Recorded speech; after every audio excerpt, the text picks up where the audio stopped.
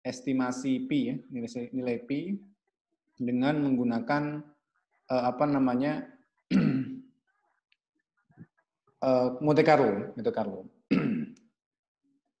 Idenya seperti apa? Jadi mari kita apa namanya mulai dengan area lingkaran dalam kotak ya, lingkaran kotak. Jadi di sini pandang bahwa ini adalah suatu lingkaran gitu, lingkaran penuh ya, lingkaran penuh.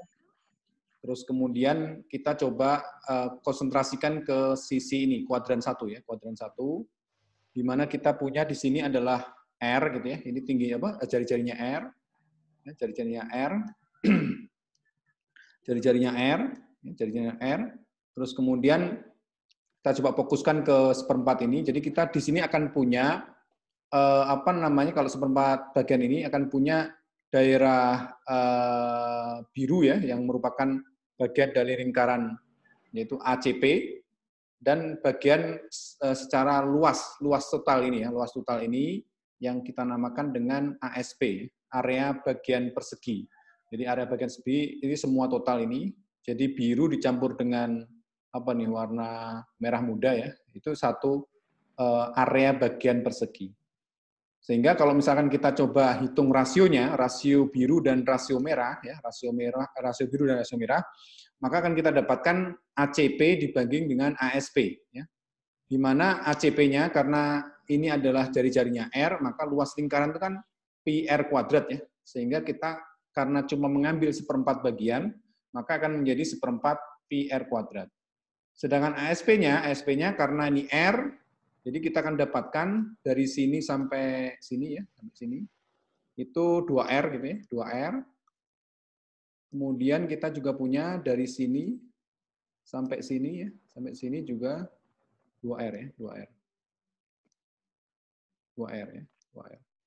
Sehingga kalau kita hitung ASP-nya itu karena kita cuma menghitung seperempat dari bujur sangkar ini akan kita dapatkan seperempat dari 2R dikalikan 2R.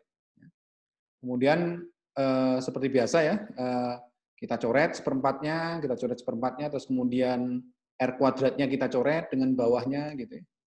Jadi kita akan dapatkan Pi per 4 sama dengan, ini akan sama dengan apa? Pi per 4 ya, Pi per 4. Pi per 4 gitu. Itu akan sama dengan ACP dibagi ASP. Sehingga kalau kita ngitung Pi-nya, itu akan sama dengan Pi dikalikan, Pi sama dengan ACP dibagi ASP dikalikan dengan 4. Ya. Ini kita dapatkan ini rumusnya, ya. Seperti itu. Oke, sampai sini ada yang ditanyakan? Saya kira cukup jelas ya. Kita akan lanjutkan ke slide berikutnya. Terus kemudian mari kita coba tentukan area-area ya tersebut dengan melakukan permainan melempar panah ya. Atau kalau misalkan di apa namanya di game-game yang sering ada itu apa ya, drat ya, namanya drat.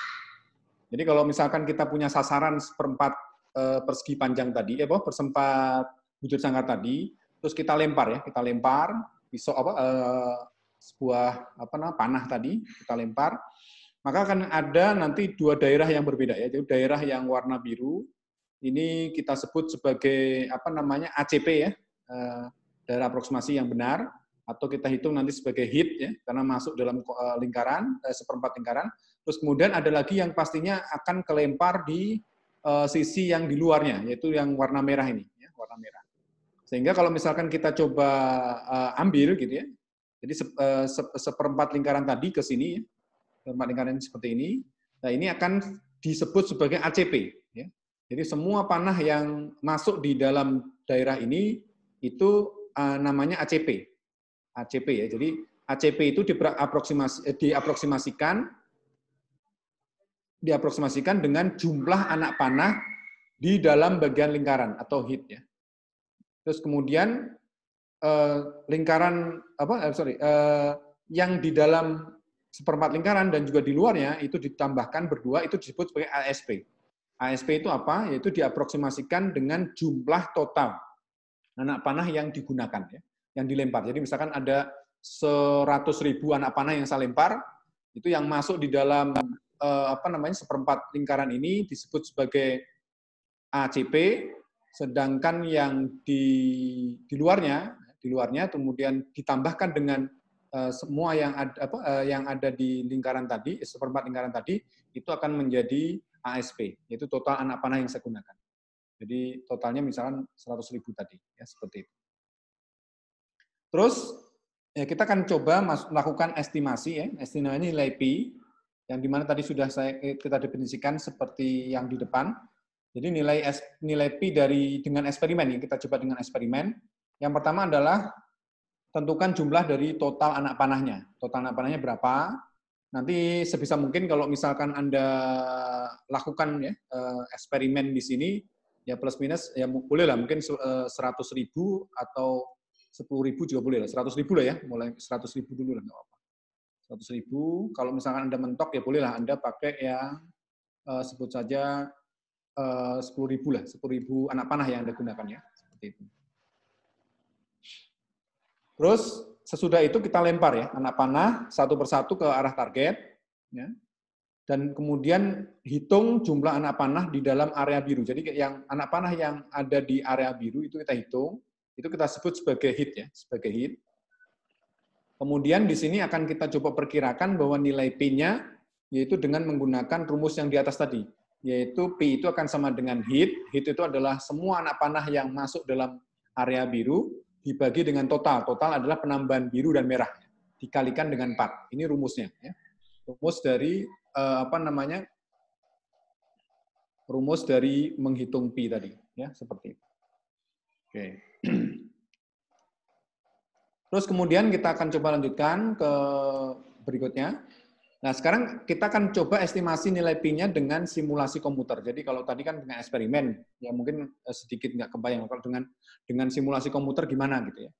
Jadi kita perlu ada pertanyaan di sini, bagaimana cara untuk menentukan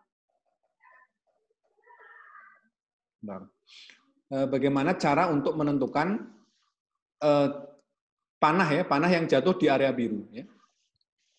Di sini akan kita lihat bahwa dalam satu lemparan yang kita lakukan, kita mendefinisikan dua variabel acak ya. Yang pertama adalah X random dan Y random.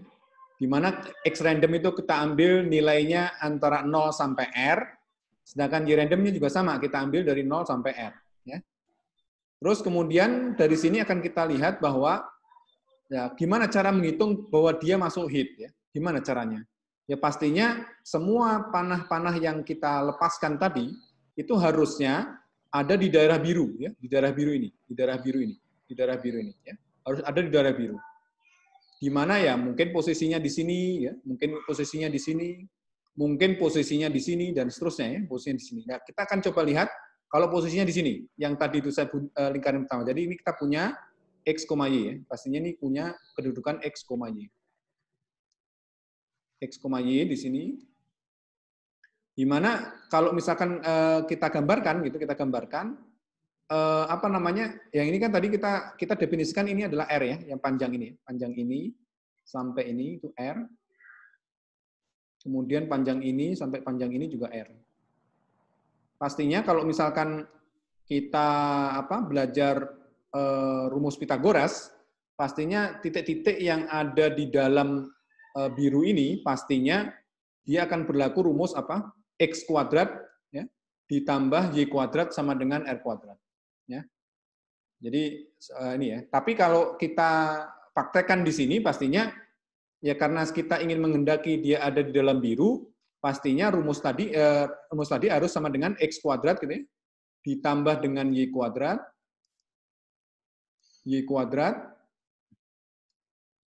itu harus lebih kecil ya, sama dengan R ya. Pastinya gitu. Itu baru nanti kita akan dapatkan bahwa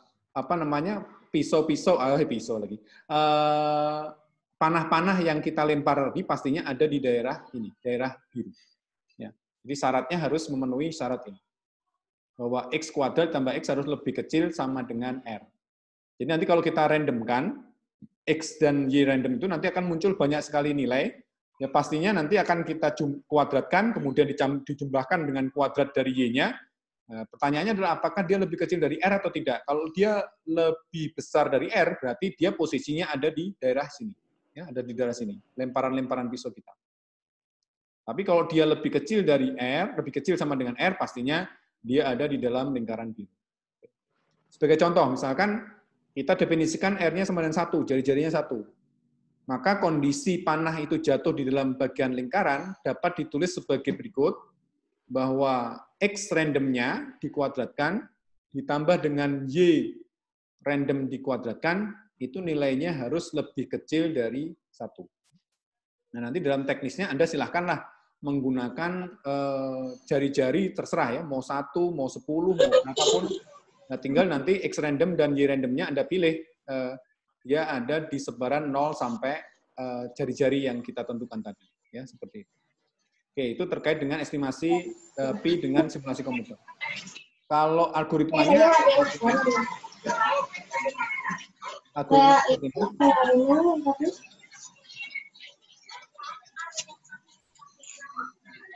Mbak Galuh ada apa nih? Kok ramai sekali? Ya.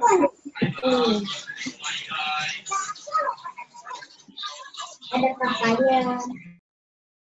Oke ya. Jadi algoritmanya yang akan kita jalankan untuk hari ini adalah ya kita pertama-tama melakukan inisiasi terkait dengan total. Total itu adalah jumlah anak panah yang kita pakai, jumlah anak panah yang kita pakai. Sebut saja tadi ya digerakkan lah ya, mungkin dari 100 gitu atau dari 100 kemudian kita coba sampai 1000 gitu kita coba gerakan, terus kemudian bisa sampai misalkan 10.000 gitu ya. 10.000 kita coba gerakan juga misalkan ya. 10.000 terus kemudian bisa sampai misalkan apa namanya? 100.000 ya, 100.000 juga boleh, 100.000 atau 1 juta. Ada juga yang mulai 1 juta, boleh juga silahkan ya. Pokoknya dibuat yang semaksimal mungkin. Dan saya rasa semakin besar kita lakukan apa namanya jumlah anak kita gerakkan anak panah ini, pastinya nilai akurasinya atau mendapatkan nilai P-nya itu akan semakin akurat ya, seperti itu. Terus kemudian sesudah itu kita tentukan inisiasi juga, hit-nya sama dengan 0 ya. Itu aja jumlah anak panah yang masuk ke dalam bagian lingkaran. Terus kemudian kita akan hitung juga namanya endrat. Endrat itu sama 0, itu adalah jumlah anak yang dilemparkan. Jadi nanti kita akan coba gerakkan, endrat itu dari 0, 1, 2, sampai total dari anak panah yang kita lempar. Jadi kalau misalkan 100 berarti looping untuk endratnya itu bergerak dari 0 sampai 100. Nah, terus kemudian berikutnya adalah cara melempar kita, melempar anak panah kita. Jadi untuk melempar anak panah kita pilih X randomnya ya, dan Y randomnya. Ini kita tentukan misalkan di sini R-nya sama dengan 1. R-nya sama dengan 1. Jadi kalau R-nya 1, maka X randomnya akan kita gerakkan dari 0 sampai 1. Jadi kita pilih random antara nilai 0 sampai 1. Kemudian Y randomnya juga sama, kita 0 sampai 1. Kemudian sesudah itu baru kita gerakkan lagi endratnya tambah 1. Ya. Nah, kalau misalkan kita gerakkan ke bawah, ya, kita gerakkan ke bawah, kita cek kondisinya. Begitu kita temukan pasangan X random 1 dan Y random 1, maka kita cek kondisinya. Apakah X randomnya tadi dikuadratkan ditambah dengan Y random kuadratnya itu lebih kecil 0 enggak? Lebih kecil 1 enggak? Kalau dia lebih kecil 1, maka kita hitung hit-nya tambah 1. Ya, hit-nya tambah 1. Kalau tidak, berarti kita akan gerakkan lagi, apakah endratnya tadi sudah lebih besar dari total enggak? Lebih besar dari total, maksudnya jumlah dari anak panah enggak? Kalau tidak, berarti lanjut ke lempar lagi anak panah. Jadi kita ambil lagi random yang berikutnya dan sebagainya, kita cek kondisinya dan sebagainya.